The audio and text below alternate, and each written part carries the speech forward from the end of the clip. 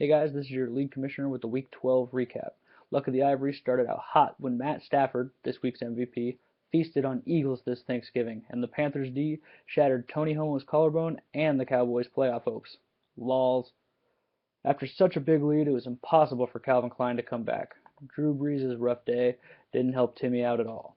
Adam has clinched a playoff berth, and Timmy is one step closer to the Sacco. Speaking of Sacco, Nick has officially clinched a Sacco berth. Even if the Eagles' defense didn't get negative points for the second straight week, Nick wouldn't have won this matchup. Will's team put up the highest score in the league this week, and he moves back up 2 spots into fourth place, passing Joey, who drops from third to sixth. Will Ty, the touchdown guy, lost to Adrian Peterson. It could have been pretty close if the Ravens' defense hadn't let the Browns score so much. But Luke doesn't have to quit fantasy football forever, as he moves up into third place with a half-game lead over Will, Joey, and Mike, who are all tied. Joey has the fewest total points of the three, so that's why he fell so far in the standings. And that's why Mike has jumped up from 8th into 5th. Suck on My Duggernuts got its 4th win in a row and now has a 7-5 record. Curtis lost in the closest matchup of the week and falls to 6-5-1, just half a game behind Will, Joey, and Mike, and half a game ahead of Kyle Besa. Set up the Colemans got blown out by DeAndre Hopkins lymphoma. Now Kyle is in 8th place and needs a win this week in order to even have a chance at making playoffs. Don't Hate the Slayer's losing streak is finally over, as Ginger Lives Don't Matter takes over the longest losing streak and now has 6 straight losses. A loss this next week could send Eric to the Sacco Bowl. Kyle needs just one more win and a loss from either Eric or Timmy to avoid going to the Sacco. In Week 13, it's Kyle Besa versus Eric, Kyle Ernsberger versus Joey, Will versus Timmy, Mike versus Nick, Brian versus Adam, and Luke versus Curtis. The matchup between Curtis and Luke is the only matchup this week between two playoff contenders. It's also a rematch of the only tie this season. And the matchup between first place and second place doesn't have any implications on who makes playoffs, because we've both clinched, but it could shake up the standings quite a bit. If Adam loses, Will and Luke have a realistic shot at that first round bye. I'll see what I can do, guys. And technically, Joey and Mike do too, but because of the tiebreaker, it's highly unlikely.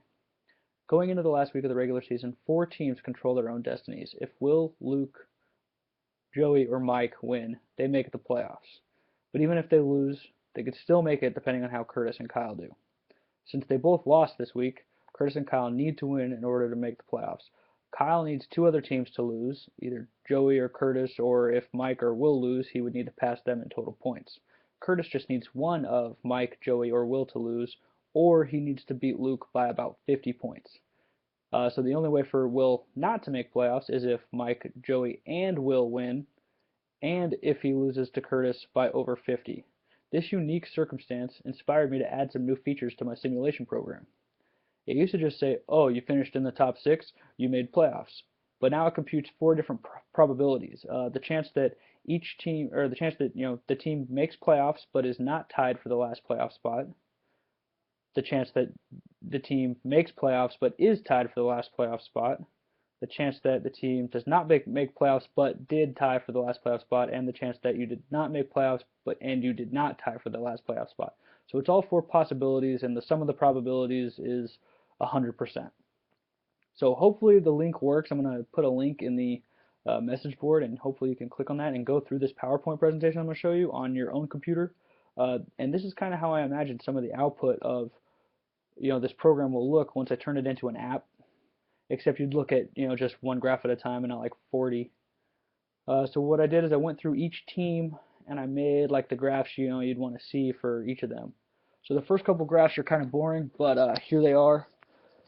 This is the fantasy football playoff chances heading into the last week of the season. Okay, so here's my chances of making playoffs. The blue means you're in. I have a 100% chance I clinched.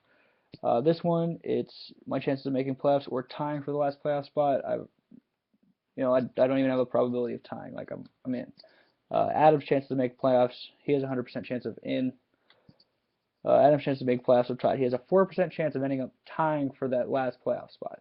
And if that happens, he will win. That's what the green means. It means that the green is the one where you made playoffs and you tied. Let's look at one that's more interesting. This is Luke. He has a 100% chance of making playoffs. But now, okay, so now what the difference is that he has a 74% chance of making playoffs and a 26% chance of making playoffs, but being tied for the last spot. And here on the next graph, it shows that he's always going to win that. Basically, he'll never lose the tiebreaker between him and Curtis if he ends up tied. Like he'll never not make playoffs if he's tied, and that's because when it simulates out the future season, it doesn't compute a new score for you. It just says whether you win or lose, so it never it doesn't add new scores to your total points, so that point total never changes and the order never changes. So whatever order you're in now is pretty much what it wants to give you. So now here is let's look at a more interesting one. We'll do Joey.